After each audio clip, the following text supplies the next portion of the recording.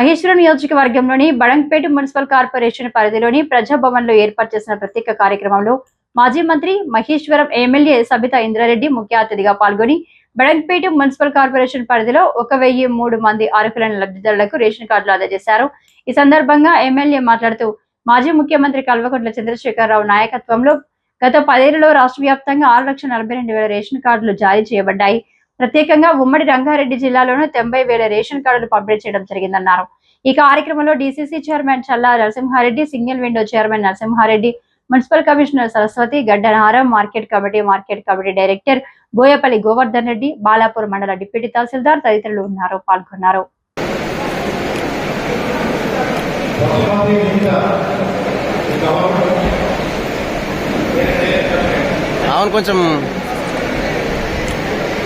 కొంచెం వాళ్ళు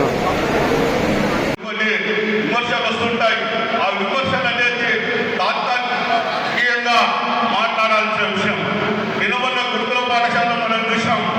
అక్కడ అదేవిధంగా మన single window chairman Balapur Narasimha Reddy గారికి, అదేవిధంగా గోవర్ధన్ రెడ్డి గారికి, కమిషనర్ గారికి, డిప్యూటీ ఎంఆర్ఓ గారికి, గౌరవ పత్రికా మీడియా సోదరులకి, ఈరోజు రేషన్ కార్డు అందుకోవడానికి వచ్చిన ఈరోజు ఎవరైతే లబ్ధిదారులు ఉన్నారు, ఇదే కాకుండా రేషన్ కార్డు ఎప్పుడు కావాలన్నా ఇస్తామని చెప్తుంది ప్రభుత్వం.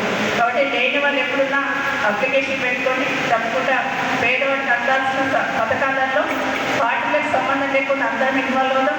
సంక్షేమ కార్యక్రమాలు పేదవాళ్ళకి అందిద్దాం ప్రభుత్వం తరఫున. ఎందుకంటే ఇది ఒక పార్టీ ప్రభుత్వం కాదు, ప్రజలకు అందుబాటులో ఉండాలి ప్రభుత్వం కాదు. ప్రభుత్వం ఏ ప్రభుత్వం ఉన్నా సంక్షేమ పథకాలు అందించాల్సిందే.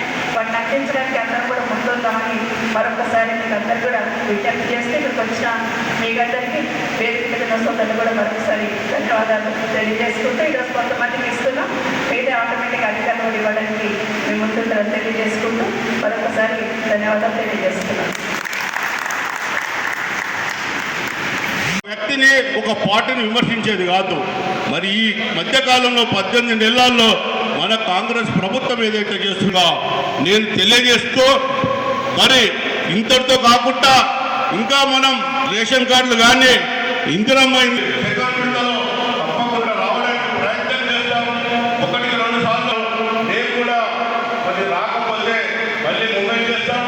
ఇలాంటి ప్రభుత్వం ఏదైతే ఉందో చాలా సంతోషం. పేదవాడికి ఏ ప్రభుత్వం వచ్చినా సంక్షేమ కార్యక్రమాలు అందించాలనే ఉద్దేశం.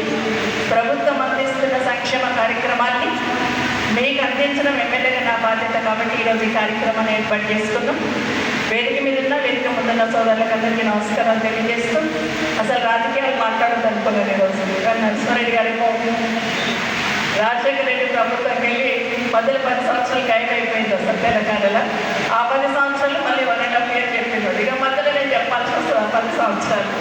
కాబట్టి ఈరోజు ఎవరైతే రేషన్ కార్డ్స్ అనుకుంటున్నారో చాలా సంతోషం. కుటుంబాలు పెరుగుతున్న కొద్దీ తల్లిదండ్రులకి రేషన్ కార్డు ఉంటుంది, తర్వాత కొడుకులు కోడళ్ళు వస్తారు, కొడుకు సపరేట్ ఇల్లు కట్టించినట్టు సపరేట్ రేషన్ కార్డు ఉండాలనుకుంటాము. కుటుంబాలు పెరుగుతున్న కొద్దీ రేషన్ కార్డు ఇచ్చుకుంటూ పోతాము.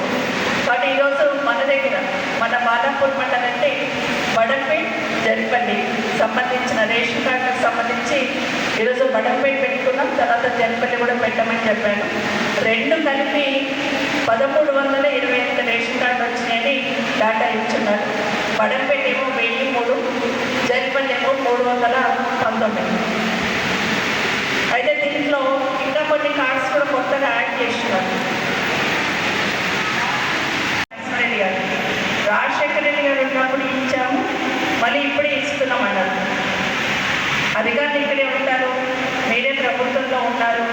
లాస్ట్ 10 సంవత్సరాలలో కూడా మొత్తం రాష్ట్రంలో 6,42,000 రేషన్ కార్డులు ఇచ్చాం.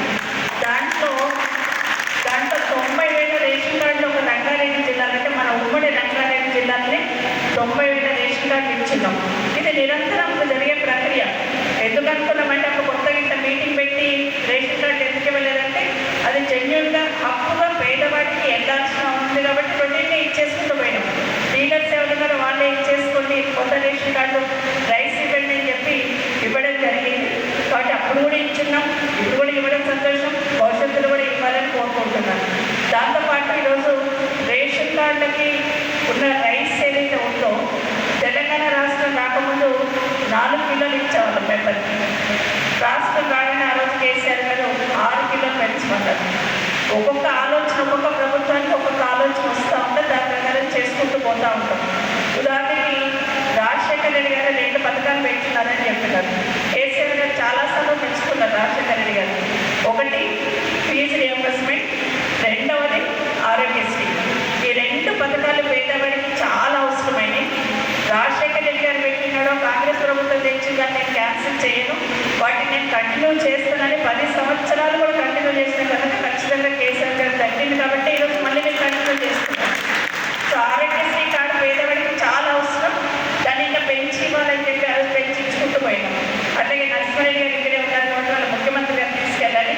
ఫీజు రియంబర్స్మెంట్ అనే బకాయిలు ఇంకా చాలా ఉన్నాయి, వాటన్నిటి కూడా రిలీజ్ చేస్తే, ఎందుకంటే అప్పుడున్న పథకాన్ని కంటిన్యూ చేసినా వాటిని కూడా కంటిన్యూ చేయాలని ఈ ప్రభుత్వానికి విజ్ఞప్తి చేస్తా ఉన్నాం. ఫీజు రియంబర్స్మెంట్ కట్టకపోతే చాలామంది పేద పిల్లల సంఖ్యలు ఇబ్బంది పెడుతున్నారు. సో అది కూడా ఇవ్వాలని మనస్ఫూర్తిగా కోరుతా ఉన్నాం. ఇదే కాకుండా చాలా సంక్షేమ కార్యక్రమాలు చెప్పుకుంటూ పోతే విమర్శలు సాగించినట్టు అవుతుంది. కాబట్టి చాలామంది మా అక్క చెల్లెళ్ళు కూడా ఉన్నారు, ఎన్నికలప్పుడు చాలా హామీలు ఇచ్చున్నారు.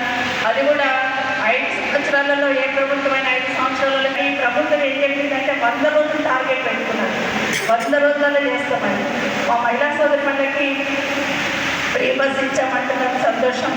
అట్లాగే 2500 కూడా ఇచ్చేస్తే ఇంకా బాగుంటుంది. నెలకు 2500 కూడా ఇవ్వాలి, దాన్ని కూడా ఇమీడియట్గా అమలు అయ్యేటట్టు చూడాలని ప్రభుత్వం విజ్ఞప్తి. అదే కాకుండా ఇంకా చాలా మాట్లాడితే విమర్శలు అయితే, కానీ ఏ ప్రభుత్వాలు చేసినా పేదవాడికి అండగా ఉండేటట్టే చేయాల్సిన అవసరం ఉంది. ఈరోజు ఇందిరమ్మ ఇల్లు అంటున్నారు, అర్బన్లో స్థలాలు లేక ఇబ్బంది పడుతూ ఉంటారు. స్థలాన్ని ఇచ్చి ఇందిరమ్మ ఇల్లు ఇస్తేనే కనుక్కోవడానికి అవకాశం ఉంటుంది, లేకపోతే ఇబ్బంది అవుతుంది. అది కూడా